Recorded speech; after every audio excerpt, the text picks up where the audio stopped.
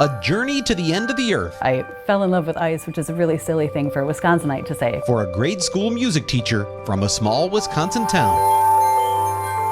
When you kind of get to learn about the bigger world, it's like, whoa. This week on Open Record, it's insane that she gets to go there, and I don't think I ever will. How a purple trombone ended up among the penguins. I love inspiring students to do things that they think that they can't do. And the organizations behind this expedition of a lifetime.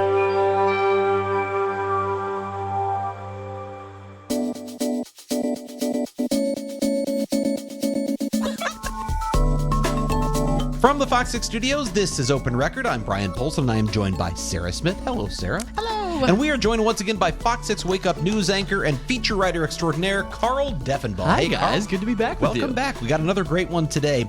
We are recording this episode on Wednesday, April 16th. Later tonight, as we record on Wednesday, Carl's latest feature is going to air on Fox 6 Broadcast. And by the time this podcast is published, it's going to be available to watch for you on Fox Local. Carl's going to tell us about a teacher from a small Wisconsin town who took the journey of a lifetime. I am jealous. Yes, all expenses paid. The reason, to inspire her students and give them a view of the world beyond Wisconsin. We'll dive into that right after this. All right, we are back on Open Record. Carl, you profiled this music teacher's journey to Antarctica. And we always talk about on this podcast, like, how did this story come about? How did you find out about this? And so this one, again, I'm like, but I know how we got it, and it's kind of funny. So why don't you share that story? It is a great story, and you know this very well. So we get story pitches and ideas from all kinds of different areas. I always laughing with you, Bryan, on this because you'll dive through documents and court cases and go work your anonymous sources. This one just fell into our lap because of something that we have as a regular feature on our morning show, Fox 6 Wake Up. We do Future Forecaster, and Sarah usually stops by the studio with these families. Kids get to do the weather for us on the morning show every other Friday. It's really fun. It's a light segment, and this wonderful girl, Marlena Warner, was back in October. And just in the chat at the end of the segment, we always ask them different things about them and their family. And she mentioned, off the top of her head, that her mom was about to go on a trip to Antarctica. And you can hear it on the clip because I went back and watched it. I immediately perk up and say, what? I want to go to Antarctica, as you said, Bryan. And that led to this story, basically. It turns out her mom, Lisa, is the music teacher at St. Bruno Parish School out in Dousman, Wisconsin. Small parochial school. They do K-3 through 8th grade. And she's the music teacher. So I was, first of all, just interested in the trip to Antarctica. I mean, the place so few of us will ever get to go and what that experience would be like. But what I kept getting hooked by was, why is a music teacher going there? I assumed it would be a science teacher, of right, course. yes, Right? The geography. Right, Yeah, Right, climate change, animals with the penguins and everything like that. Maybe an oceanographer or something. But it was a music teacher specifically, and I loved that kind of quirky element to it. And of course, it led to so much more over the course of the story. So you must have gotten the answer to why a music teacher. Tell us about how Lisa ended up on this journey. And again, why her? It turns out she is basically whatever you would want in a teacher. She's amazing. And she has an interesting background as well, where music was a first love, but she actually also wanted to be a meteorologist. Her daughter got to do the weather, but she was the one that wanted to be a weather person back in the day. Apparently a calculus class went the wrong way, fork in the road feel moment. that. Yeah. But she's always had this love of science as well. She's really into space specifically. So as a result of her teaching, she's always tried to incorporate beyond music this curiosity mindset, she put it, in her children and in her students. So through music, she'll find all these different avenues to bring in what she is interested in to her classroom, whether that's different experiences she's had. She went on this trip with a NOAA research ship off the Pacific coast. She was a teacher on board that as well. And they were using a robot to study the surface of the ocean, way down below the water. And she tied it into music because they were using pings and rhythms to contact the ship through this cord to the robot. That's music. And she would compare it to musical notes as basically doing fractions, right? A quarter note is 1/4 of a measure. And she has all these interesting ways that she ties the wider world and what she's interested in back to her music class. You know what I hear all of these things. Do you ever have people you hear what they do and the adventures they go on, and you're like, I am so boring. I am lame. Like she's going on this NOAA expedition. She's going to Antarctica. She's doing all these other things, and I'm like, well, I went to the Dells. Cool. I was just thinking the Dells. I was like, the Dells is so fun. But what? I mean, she's got this adventurous spirit, but it's what she's doing with those adventures and bringing them back to the classroom that makes this so cool, right? How about this? I can just say, because we're coming off the week where Gayle King and Katy Perry just went to space, I was quote immediately unquote. thinking, has she talked to Jeff Bezos yet? Yeah, because she feels like She's someone who already would go. been. She did one of those, not exactly, on Blue Origin, but she did one of those parabolic flights. Oh, gosh. And got to play. That's wild. Right? And got to play what you will hear as a regular in her packing, a purple trombone, in effect, is in zero gravity while she's floating around in this plane. That's right. I'm Of course, I trying saw not- the story. That was it. But I'm trying not to pass out and die, and she's like, no problem, I'm just going to play this trombone. I love that. I still have to ask though, why a purple trombone? What was that? So that's kind of her signature thing, Yeah. right? Yes. She takes the purple trombone everywhere, like people take Flat Stanley. Yeah. But she's got the. What's that all about?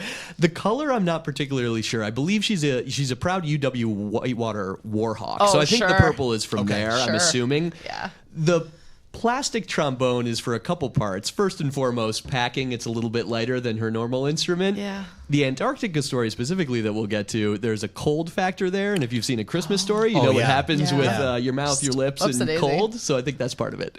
So when she gets, how did she end up going? Like, you can just say, I want to go on another adventure. I'm going to go to Antarctica, yeah. but that's not something that is necessarily in the budget of every middle school music teacher, or elementary school teacher. How did she end up going on this big So what ends up expedition? being a theme throughout the story is she applied. She tried. There are these opportunities out there. They're rare. They're hard to come by. But there are chances for teachers. So what she ended up finding was a Grosvenor Fellowship Program that's through National Geographic and Lindblad Expeditions. And we're going to have a guest from Lindblad joining us later in the podcast here to discuss that. But this is annual fellowships that they give to teachers throughout the U.S. and Canada, North America. And they will go on different adventures, whether it's to the Arctic or the Galapagos Islands or Europe. And in this case, it was Antarctica. She'd applied before. She had not gotten it before. But this year, she was lucky enough to land it through the application process. And as a result, she was on this ship all the way from the southern tip of South America to Antarctica, on board with National Geographic photographers and scientists, and most of the other people on the ship are paying customers. She and another teacher, though, were part of this fellowship program and had this incredible experience. My big question, it's very scientific. How do you pack for a trip for Antarctica? Like a lot of coats, it's cold, so. Fun fact, this is a part of the piece because we had a lot of fun with it. She brought her suitcase to the school. We did 2 interviews with Lisa, one before and one after the trip. And for the one before, she was in the final couple weeks before she left. She took us through everything in the suitcase because it's one big suitcase and she had to fit everything in with room for that trombone as well. So yes, lots and lots of layers for sure. They did provide through the expedition the outerwear, so anything in terms of like a big parka coat and things like that. But lots of layers, hats, gloves, different things like that. I'm trying to think what else she had. She had a plastic water bottle because a friend of hers had told her, again, metal, your lips or tongue will get stuck to the water And bottle. didn't she in the have a cold. little penguin too? And she had a little knit penguin that one of her family members made for her. She had a good line about there not being a limit to the amount of penguins you could bring to Antarctica. Can't bring them back though. That's the thing. You can't just pack one away. But when you see them, you want to, and that's the thing. You were talking about like how the story came to you, and you hear she went to Antarctica, and then you hear she's a music teacher, and I know how your mind immediately works. We're television news reporters, and you want to do stuff that's visual and it's got sound, and you're like, I'm going to get the band playing. She's teaching. We're going to have the music, and then we're going to have the kids, and then we're going to have all this great Antarctica video. And there is tremendous. Oh my gosh. The images from Antarctica. Did it make you well up? Like, They're I don't know. just they're mind-blowing. beautiful. Yeah, It was breathtaking. And so Carl knows what I'm about to say because I had watched the story, and you're watching to make sure you're prepped, but some of the facts are flying by me. And he says in the story the ship and what where the ship comes from in the organization, but that kind of blew past my head. And then it got done. I said, that video is so beautiful. I said, did she take that video herself? It looks like something out of National Geographic. And then I went, wait a minute. That is a National Geographic expedition. So were these professional National Geographic photographers taking this video? what did you tell me? It's a funny answer to that. And as our guest later in the show can tell as well, she actually, our guest, shared professional photography from National Geographic with me that I expected we would end up using in the piece to kind of capture some of the majesty, like you said, of this entire expedition, this adventure.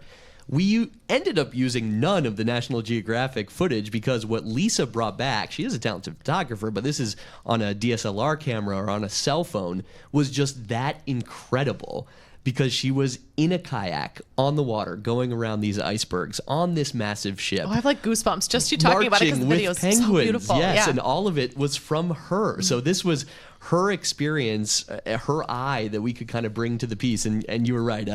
We work in a visual medium, having the mix of images and sound and everything for this piece that I can also give a shout out. I was going to say. Shot by our photographer, Mike Basuic, and then edited by our wizard behind the screen who's actually working on this podcast, Dave Machuda. Yes. Also very into Antarctica. So it was a good blending there. It feels completely epic, and it's real. I feel like some of the shots of the penguins sliding along on their bellies and doing whatever is just, they're the richest, most vibrant colors. It felt like you were right there.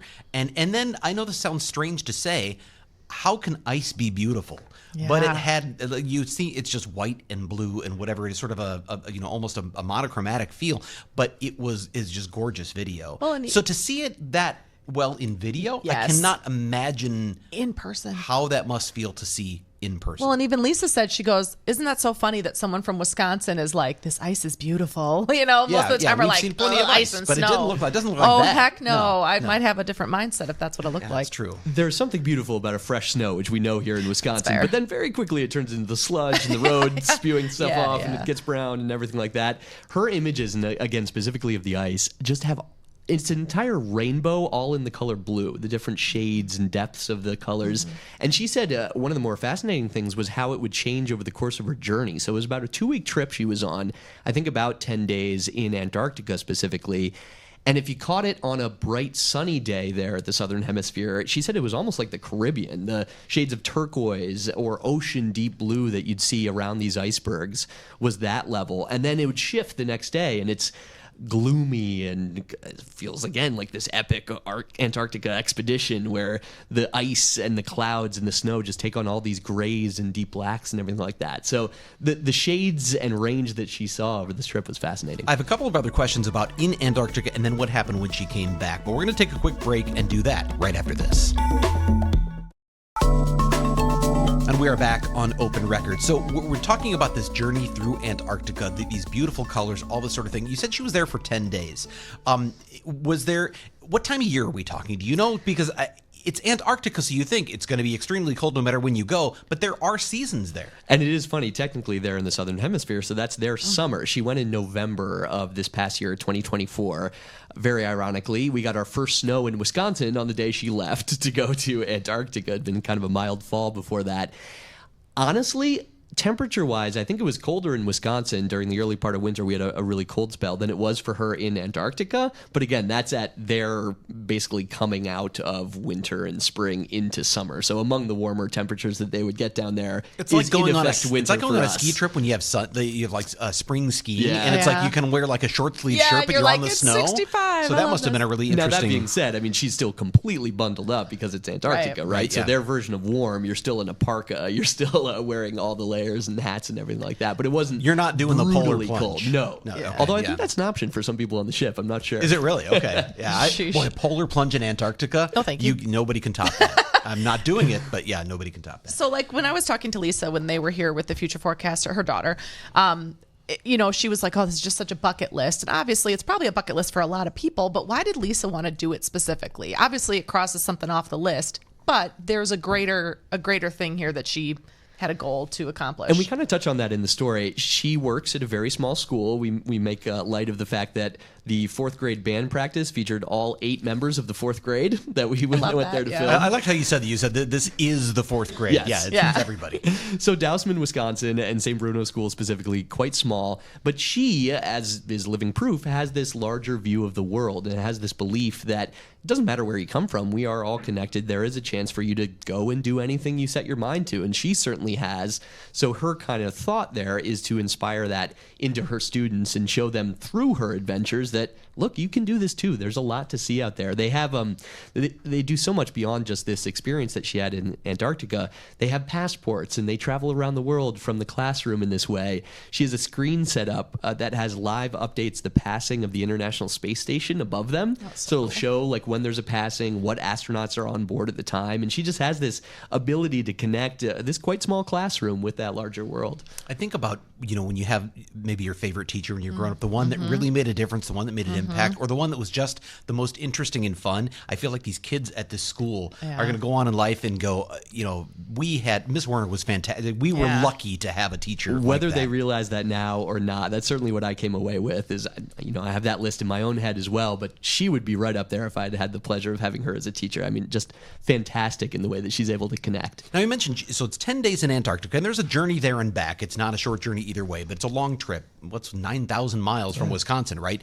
But when she comes back, the journey doesn't end, because this is part, and we're going to talk to our guest in a minute about what a Grosvenor Fellowship is, but that includes some responsibilities when you come back from this trip. So that's what she's doing now, right? Is applying all of that to the actual teaching. And that I almost find the most interesting part of it. I mean, the experience is what it is, but then the challenge for her of coming back, trying to encapsulate what it's like visiting this far-off place for students in the classroom, and then again trying to include it and weave it successfully into a music curriculum specifically at her school. So there's, as we see in the piece, a number of different ways she did this, both using it in the lead up to the trip and then coming out of it as well. So they'll do these things, I forget the day, I think it's Antarctica Thursdays are their days, and they'll incorporate it into the curriculum. So in the lead up, they would do something where they would listen to music inspired by Antarctica. There's a series of different composers over history, whether they've actually visited themselves or not, that have made musical pieces based on their idea of this far off frozen continent. And they would paint watercolors to try to envision that. The way that she termed it is that a composer is trying to convey some vision. So by us doing a physical piece of art to their music, we're interpreting what that composer was trying to convey through the notes. I actually misunderstood that. So it's the opposite. I was thinking they took a picture of a piece of ice or something, made a watercolor, and then they turned that into their own composition. You're saying they took the musical composition and tried to turn that into essentially a visual depiction. Well, they did both. Two different projects there. So that was one of them. And then on the other side, when she was back from her trip, one of the projects that they've done, she has all these stunning photos of icebergs in the different landscapes in Antarctica. And the students would have to create a piece of music to match the physical layout of the iceberg or the landscape. And the way that she explained it to us is, okay, music theory. You tell people you're going to teach them music theory today. That's not the most exciting thing in the world, sounds right? Snoozy, Whole right? notes and timing and everything like that. But what she would use in these pieces is that they would try to physically convey the landscape or the shape of these icebergs with music notes. So you're learning high and low notes, long duration or short, depending on the cragginess of an iceberg or something like that. And the end result, is it an amazing piece of music? Maybe not, but you're learning that theory, you're learning that technique in a pretty interesting way. Well, they were like beatboxing too. Yeah. Everything about that was the one that we we stopped in on. They were doing beatboxing, creating these short snippets of songs and rhythms with sounds that she recorded in Antarctica. So the different sounds of different penguins, ice crunching under her feet, the ocean waves, and the sounds from the ship. Just fascinating. You talked to the students then that she's doing this with. What kind of things did they tell you? What did you gauge from their experience out of all this? As you can imagine, they love it, right? It's so different than what any of them expected they would do in a music class. They figured it'd be pretty standard. Learn an instrument, learn notes, everything like that. But these different experiences are a different way to switch up their learning too, right? They recognize that they're doing things along a musical journey, but it's in such a different way that I think it keeps it fresh. What stood out for you about this whole story? What, like, you as you were, I mean, for me, it was just looking at the video was tremendous. But what really? Can I just, I'm thinking about when he first pitched the story as like hey, I really think we should do this. And it started out as, Lisa is a teacher. She's going to Antarctica. And I was like, that's cool. And then it was like an onion. And then it was like, oh my gosh, it's part of this fellowship and this grant. And oh my gosh, she did this. And now she's bringing it back to the classroom. So like, I think part of that in telling the story was all those layers, which then every time he came back, he's like, oh my gosh, I just found this out. Oh my gosh, I just found this out. So to hear that, I think it makes the story that much better too. Absolutely. And I think you asked about the students, Brian, specifically. So on the one hand, there would be students, I think one of the 8th graders that we spoke to would say, somehow she's able to bring it back to music, right? They're as surprised by the ties as we were, but again, they're kind of inspired by it. And then we ended the piece, not to give anything away, but with one of the students saying, it's so wild, it's so crazy that she gets to do all this. I don't think I ever will. But that's the pivot point. That's the thing that she really wants to hammer home with her students is you can. Like, who's to say that you cannot do this? She is a music teacher from Wisconsin who got to go all the way to the other side of the planet, to Antarctica. By all means, if that's something you care about, that's something you want to do, you can work toward that. And it's the inspiration. Yeah. The idea that she's opened a world up to these students that maybe they would never otherwise see, and they're getting to see it and almost touch it. Yeah. And maybe you could go as well. I mentioned earlier that this was this all expenses paid trip, but who paid for it and why? And when we come back, we're going to talk to someone who's going to tell us all about the 2 organizations responsible for the Grosvenor Fellowship and why it goes beyond just Antarctica. We'll talk about all that when we come right back. Welcome back to Open Record, and we are so happy to be joined right now by the Manager of Conservation and Education Programs for Lindblad Expeditions, Angela, and now I've just, you know what? I didn't write down your last name. I was about to introduce Angela Thomas. Angela, thank you so much for being here on Open Record. Well, thank you so much for having me. I'm delighted to be here. So tell us, first of all, what is Lindblad Expeditions, and tell us about your partnership with the National Geographic Society to do these expeditions like Lisa went on. Sure. So Lindblad Expeditions, we're a small ship expedition style cruise company, and we have a strategic like-minded alliance with National Geographic. So we present these marine-based programs all over the world, and we hope to inspire people to explore and take action to protect the planet. Okay, so a lot of us are familiar with National Geographic and obviously the work that they do. What is the National Geographic Society, though?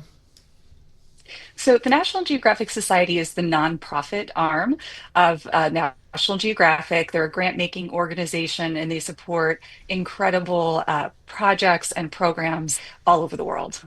When it comes to the Grosvenor Fellowship, and we'll get into some of the opportunities for teachers, because you guys just announced the next set of teachers about to go all around the world. We've obviously been focused very much on Antarctica because that was Lisa's experience. But these fellowships will take teachers all over the planet. Can you list some of the other amazing places that you guys are able to send folks? Yes, yeah, absolutely. So the Grosvenor Teacher Fellowship, each year we select about 35 educators from the United States and Canada, and we are able to send them to a lot of different regions of the world. So Lisa had the great good fortune to go to Antarctica. Other fellows have been able to go to places including the high Arctic, the Galapagos Islands, Southeast Alaska, Central America, Patagonia, and new this year we are sending 4 educators to the Mediterranean, which is very exciting. So yeah, so it's we love to get the teachers out there in the world, and so that they can have this incredible field-based experience, and then they can bring that geographic awareness back to their students. How many end up applying? I know you said a little over 30 are chosen then, but how many apply every year? It varies. So usually several hundred. So it's a very competitive application process for sure. And you've had hundreds of these people who've gone and gotten these scholarships or these fellowships. What is the ultimate purpose of the fellowships? Why do this? Why send teachers to all of these extravagant places? What are you hoping to accomplish by doing that? So, and that's a great question. Why teachers, right? And you had sort of touched on this, I think, earlier about how teachers are so very memorable. If I were to ask you right now, what is the name of a teacher you had when you were younger who made a tremendous impact in your life? I bet all of you could say a name without even hesitating. So we love to support educators because educators are the conduit to the next generation, and they have such a tremendous ability to help shape and mold young lives, and to get them to think about themselves not as standing apart from nature or standing apart from the world, but as being part of an interconnected world. So by sending teachers out, we're immersing them in the field, and then when they return home, they bring that to their students, and their students get to see not just beautiful pictures and videos of Antarctica, but their teacher, right? Like Lisa Werner in Antarctica, and it makes it so much more personal for them. And hopefully they feel a sense of ownership of this place. They learn about it, they care about it, and ultimately feel empowered as a member of the next generation of planetary stewards to help protect this big, beautiful planet of ours. You talked about conservation, you talked about protecting the planet, and I wonder in that sense, if you don't know anyone who's gone and you haven't really seen these amazing pictures and you haven't gotten these lessons, it's probably easy to go, Antarctica, it's just a bunch of ice down there. Who cares? Is that what this is about? Is to get them to see it, to learn about it, and then ultimately to care? Yes, totally. I mean, there's a lot of sort of misconceptions about different places in the world, and I think until you're able to go to a place, it's sometimes difficult to really fully appreciate it. And of course, Antarctica and our polar regions are, under threat from climate change, in this changing world we're in. So I think educating people, bringing this enhanced geographic awareness and knowledge back, especially to young people, is just critically important. Angela, I forgot to mention in our last segment one of my favorite stories from this whole thing, which was a good example of the two-way street. Yes, Lisa is the teacher bringing all this knowledge and experience, but she also benefits from the ways that young minds think as well. So one of the things that she did was bring questions before her trip. The students at the school were able to submit any question they had about Antarctica to her, and she would bring it on the ship and was able to speak to many of those National Geographic and Lindblad experts on the trip. And what she said turned out to be the most fascinating fact she learned on the entire trip came from a third grader that she thought would be a pretty simple question to start. The third grader asked, how do penguins sleep? And she just assumed, like a lot of animals, it's Lay down nighttime, and they close go your down, eyes, done. Well, it turns out she learned from this expert on the ship, penguins sleep like 15,000 times a day. Sounds I amazing. still can't believe it. I'm trying to know. do the math and figure out how that's possible. Because but okay. apparently, according to scientists, they'll drop into REM sleep for all of like 3 or 4 seconds So at a time, pop back up, and they're like rested and on their way. And again, she brought this up rested for a specifically. few minutes because they got to do it again. But yeah, right. She brought this up specifically because she was just blown away by this fact, and it was only because a third grader asked this question that she learned that on this trip. Angela, I'd be curious. She spoke to being inspired herself, that inspired teachers are good teachers. Is that part of the pitch as well, that you will come back from this a better teacher because of the experiences that you've had? Yes, 1,000%. It's when you get the teachers out into the field, it's like you're sort of influencing the influencers. Educators have just such a tremendously important and difficult job, I think very often underappreciated. So I think, yes, by inspiring educators, you're reigniting that fire within them, to really promote education, promote geographic awareness. So, and of course, as part of the fellowship program, which we mentioned is run between Lindblad Expeditions and the National Geographic Society, educators in the second year of their program go on to take a leadership commitment to help support National Geographic educator initiatives so that keeps the fire burning. I was thinking about the competitive process you talked about and how many teachers might want to do this from Lindblad and National Geographic's perspective. What makes a good pitch? What makes a good application? Because I'm sure there will be teachers watching this who go, or kids watching it, or somebody goes, Mom, you should do this. Dad, you should look. What makes a good pitch? What are you looking for?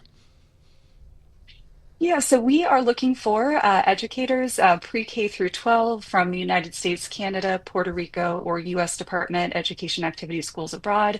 Can be any subjects, any of those grade levels. And in particular, we are looking for folks who are change makers, within their communities, their school communities, folks who are community builders. They're bringing people together, sharing, diverse experiences, perspectives, and also those who demonstrate a cultural consciousness, so an awareness of the wider world and other people and cultures. We were kind of struck, and part of the initial interest on my end for the story is that she was a music teacher, right? We discussed that seemed kind of quirky and interesting for going to Antarctica. I imagine on your guys' side of things, is that rare? Is that actually common that you get a wide range of subjects and teachers applying for this? It's music teachers a little bit more rare. We've had a few, and I think one of the common misconceptions about this program is that it is only for high school environmental science or biology teachers, and that's definitely not the case. Each year when we select our new cohort of Grosvenor Teacher Fellows, we are very much looking for a mix. So a mix of regional diversity, subject matter diversity, grade levels taught, years teaching experience, different perspectives, backgrounds, all coming together to form this cohesive cohort that can collaborate and learn from one another. So we do love it, when the music teachers, the fine art teachers apply. I think it definitely brings that diversity that we're always looking for into the cohort's experience. So yeah, don't hesitate to apply, music teachers and everyone.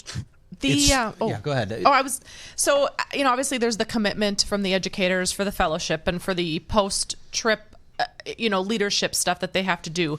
Do you hear from a lot of these teachers that, after the trip they come back and they're like, this was amazing, more on like a personal level versus like a, thank you very much for this opportunity to do this thing, like, do you guys keep in touch with some of these teachers? We do, yes. So there have been, I think, more than 400 selected for the program since 2006. And I'm always so very gratified when I receive an email in my inbox from one of our Grosvenor Teacher Fellow alums sharing news, whatever, if they're up to something new and exciting these days, maybe a new project they launched. I hear from quite a few of them when they return, and they'll send pictures, they'll post online, and just getting to see that enthusiasm and the way that the fellowship has impacted them and continues to impact them, I think, over the course of many years is always really, really special. I was reading about the history of National Geographic. It goes back to the late 1800s. And if I understand, Grosvenor, the fellowship is named after someone connected to the founding of National Geographic. Is that right? Yes, so the fellowship, as I mentioned, it was launched in 2006, and it was named in honor of Gilbert M. Grosvenor, which I believe he's the great grandson of the founder of National Geographic magazine. But Gilbert M. Grosvenor is the chairman emeritus of the National Geographic Society. And the program was named in his honor, in honor of his 75th birthday. So the founder and now chairman of the board of Lindblad Expeditions, Sven Olaf Lindblad, gifted this cabin space to Gil Grosvenor in perpetuity, specifically to host teachers. And this was to pay respect to Gil Grosvenor's longstanding commitment to pre-K through 12 education and geographic education. And it's just amazing to me to think, with this program starting in 2006 with only 2 teachers, and now we've selected 400, it's grown to 35 teachers a year is just tremendous. I just was thinking about the fact that if this goes back to the founding of National, what do we all think of when we think of National Geographic? The stack of magazines I have to get through at home right now. What is it that stands out? It's the photography. Images, it's the photography, it's the pictures, the rich beauty. Yeah. So many people have seen parts of the world in a way they never would have seen them if not for those images. And that's what stood out to me, obviously, with this story. Those images of Antarctica are stunning, and that's what draws you in. It's one thing to hear about a teacher who's bringing lessons back to her students, which is powerful, but to see it, it really is quite a part of the experience. From what Lisa said, too, a credit to you guys with Lindblad, is that those ships are designed to get you places that some of the massive cruise ships cannot, actually. So some people will say they went to Antarctica, they kind of were at an island or some sea ice off of the main continent. Well, the ship that she was on was actually, maybe you could speak to this, it Angela, has like more some like sort an of icebreaker ship. Yeah, They were able to get places both on the ship and on Zodiacs that most of the Antarctic cruises, even if you get to be on one of those, can't get to, right?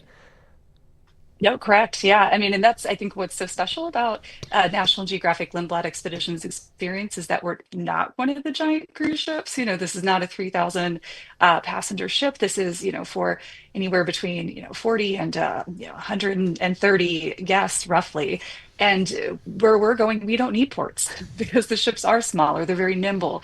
Our 2 newest polar class vessels, National Geographic Endurance and National Geographic Resolution, are Class 5 polar vessels. They are icebreakers, so we can get pretty deep into the wilderness to really connect our guests with nature, get up close and personal with wildlife. I love your quote there because you sounded like Doc Brown. I was going to say where we're going. We don't need roads. Yeah. Can I tell you one of my favorite parts of this too, because of the combination of this being, yes, a commercial cruise ship, but with these teachers on board and that space carved out for them, especially a music teacher in this case. She got to play a wedding gig on the Antarctic continent with the purple trombone. With the purple trombone. She's like, it's my first one. fun. Apparently, she just struck up a conversation with this couple that were a paying couple on the ship, planning to get married. She asked them, "Oh, do you have a band?" No, they don't have a band. They're on a ship in Antarctica. So she ends up playing "Here Comes the Bride" and the wedding march with her purple trombone on the Antarctic ice for this couple getting married. No one mentioned this, but what I thought of is there were all kinds of people with penguin suits all around. So the tuxedos were already there. That was what a wedding experience. But what an overall experience. I just want to end it with this before we let you go, Angela. You mentioned you've just announced the most recent round of recipients of this fellowship. But for those watching who say, I have someone in mind who would be great for this, or I think I might want to apply, like Lisa said, why not? Who says a fourth grade music teacher can't go to Antarctica? How can they find out about this? How can they apply?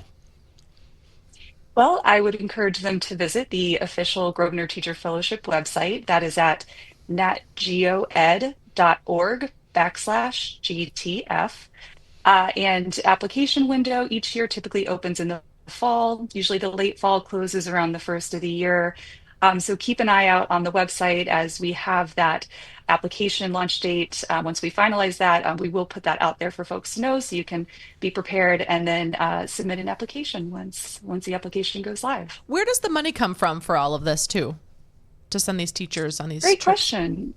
Yeah, so the Grosvenor Teacher Fellowship, it is a joint program. It is administered through the National Geographic Society, though, and the program receives support from several different entities. One of them is the Lindblad Expeditions National Geographic Fund.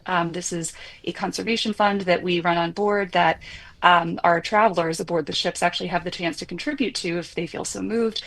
So a portion of Grosvenor Teacher Fellowship funding comes from the LexNG Fund and also other generous donors. Angela Thomas, Manager of Conservation and Education Programs. I got that Nailed right? it. With Lindblad Expeditions. Thank you so much for being here on Open Record. Thank you so much again for having me. We will take a break and go off the record when we come right back. And it's time for us to go off the record. This is the part of the podcast where we get a little more casual and have a little fun by answering a question about penguins, I'll bet. Right? No? Yeah, What do we got? no. What do we got? But also, I was just intrigued. I always put the cord in front of me, and I just saw Carl put it behind his shoulder, and I'm like, That's an anchor. That's an anchor. It's an I'm anchor. very Barbara. intrigued by that. The cord, I don't- the IFB. Yeah. oh my gosh, I've been doing this wrong the whole time. It's Now we it's can not, finally see your shirt. Now I don't have to be restricted. Let's do this. Okay. Sometimes I forget this goes on television. Sorry, Mom. Okay, so we're talking about sleeping. There is I was trying 3 to to think 5 of seconds. 3 to 5 seconds of sleep. all you Three get. to five, that's all All you of us get. are Okay, parents. so experts apparently, who those are, I don't know, according to the story, they're suggesting that stuffed animals aren't just for kids. Adults can sleep with them too, and it may even be better for your sleep. So they're saying that it's fine for adults to snuggle with a stuffed animal as they are going to bed. It's there's benefits like, oh, your brain is signifying it's time to calm down.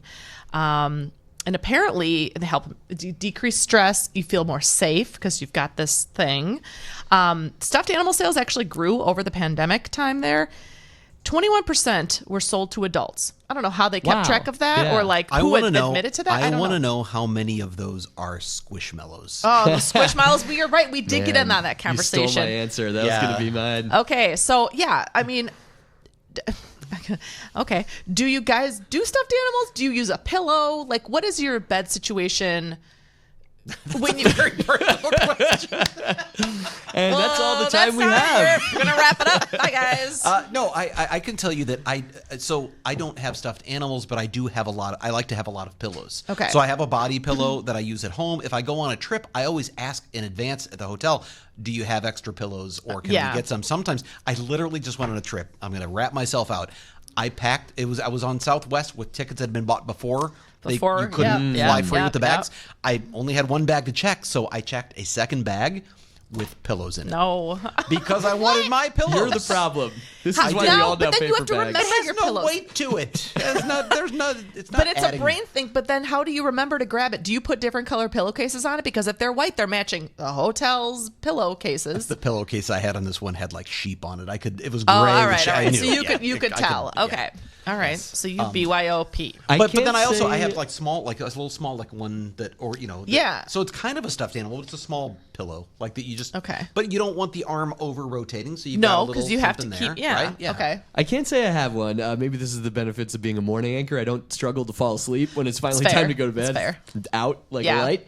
But I will say, since you brought up Squishmallows, that my daughters have many of them, and those are dangerously comfortable. Like They're there have so been soft. multiple times when I've Yes. been reading a book, allegedly to put them to sleep, and I'm the one that passes out. There. They're also Those ones are tough. dangerously available everywhere, Yes. and so there's Well, and they make yeah. them in all the sizes. It's like the XL ones, and then they're all the way down to the itty bitty Yeah. ones, and you're like, they're so cute. What They're am I going to do now with this? right before the checkout at the grocery store. It's dangerous. That's just cruel. Yeah. I feel like Sarah asked this question though because Sarah has stuffed animals, and she found something that said it's Validates okay. her? That validates you. Is that No, right? no, I don't have stuffed animals. My kids do on their beds. And again, to your point of like, sometimes I'll use them as a pillow, the Squishmallows specifically. And then sometimes I'll like grab one and just hold, but it's so soft because then it's like soft on your face. And sometimes you get to the edge of the pillow, where the zipper, Yeah. and you're like, and it's just like poking. The Squishmallows don't have no They no figured it poke out. on the Squishmallow. Do you ever line them up at the end of in the morning when you make the bed and you talk to them and you say I'll see you later? I do not talk to the Depends how the day's stuffed going. animals. Yeah, it depends on if anyone else has listened to me during the day. Dave hasn't weighed in on this. Ooh. Dave, any stuffed animal pillows, stuffed animals, anything that you? No, just normal pillows. Like one? And a dog. Are you a one? And a dog. Oh, okay.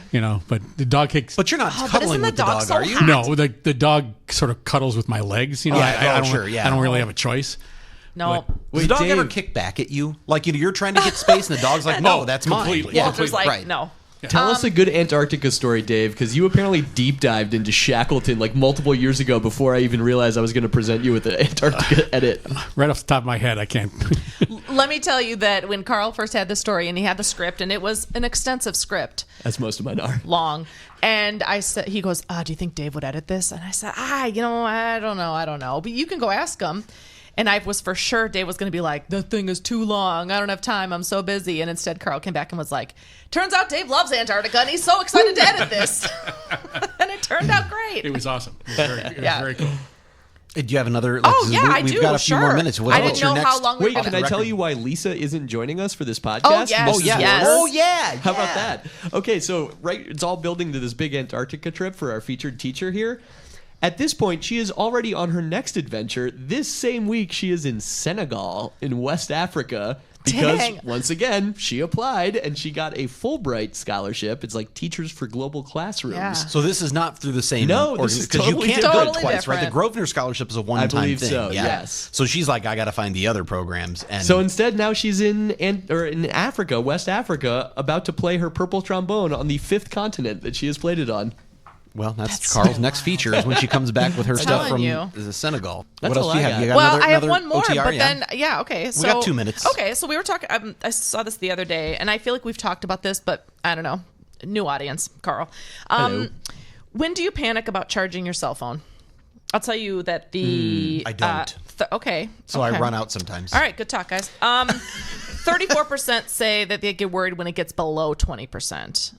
There are 24% of people who panic when it hits 50. Whoa. That's my daughter. gonna be My okay. daughter. Okay. My daughter will get in the car and tell me, "Dad, I need to charge my phone." And you're Can you like, take "Oh, that?" what are you I'm at? like, "Oh yeah, well," and she'll say, "73%." I'm like, "You are No, not. that's you a- don't that's need a to new charge day. it." See, my wife will do that because somehow she constantly operates at like 4%. I don't know how she does That's this or what she's me. doing on her phone all day, but it's like always in the red. See, when Dang. when the phone hits 20%, you get the warning, right? Yeah. And I know that there's still a 10% warning. There's probably even a 5%. I'm like, I got you- time. you Here's my continue to question. push Is this it. like the Seinfeld thing? Like when you get to E on the gas tank, you got some You time. have 50 Is miles. that true with cell phone charging? Like they give you a little extra on the back end? yeah, but in that case, unlike where Kramer's like, we're going to see how far this can go. We're Yeah. going to push it. I've seen how far it can go, and And you it's have no usually phone. not very far. And then then it's done. That's fair. I do like now that I finally have one of the phones that has the USB-C, because I feel like Yes. those are everywhere Yes. now. But are you guys running into this where then you get one of those cords that's USB-C to USB-C, and you're like, but I can't plug that into an outlet. Yeah. I need the block now, and I don't have.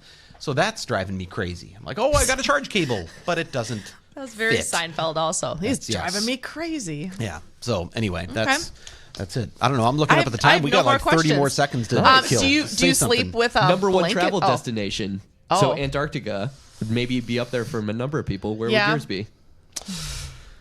For me, I want to go. I've never been to Europe. I'd like to go to Italy. I'd like to go to London. Yeah. Very the nice. history of it, just the beauty, the architecture, and actually for me, having a pint in a London tavern would there's- just be, Yep. and then watching maybe a soccer match at a stadium. It would be that would be cool. a dream for me. Nice. Oh, Yeah. that's cool.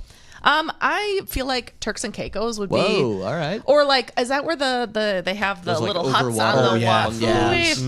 Okay, I So can't disagree delightful. that would also be Yeah. amazing. pretty So good. that'd be pretty cool. I've All never right. done anything in Asia, so I would throw Oh, that out there. yes. Potentially. Or New Zealand. There you go. Okay. They all sound good. Okay, we are going to wrap things up when we come right back.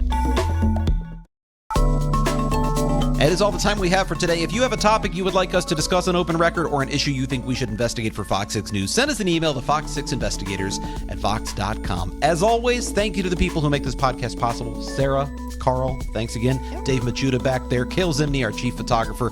And Dave, of course, manning the video switcher. I am Bryan Polcyn. We'll be back next week.